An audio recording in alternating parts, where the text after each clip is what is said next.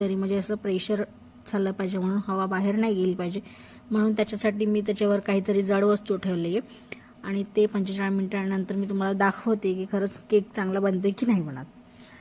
So बंद केल्यानंतर मी त्याला ठेवलं आहे अर्धा तास असं झाकून. त्याच्यामुळे मी हाताने उचलते, असं नाही की गरम आहे त्याच्यामुळे हाताने उचलते. आणि बघू शकता असं काहीतरी झालं, पण टेस्टला छान झालं होतं आणि खालून थोडं असं करपलेलं, पण तीच ते खालची जी साईड होती ती मस्त वाटत होती वरच्या लेअरपेक्षा.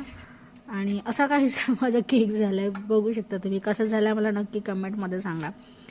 आणि माझ्या व्हिडिओला लाईक करा, शेअर करा आणि सबस्क्राईब करा माझ्या चॅनलला. सो कसा वाटला तुम्हाला व्हिडिओ मला नक्की सांगा. आणि असा काहीसा केकचा एक्सपेरिमेंट झाला आणि खरंच केक छान झालेला होता.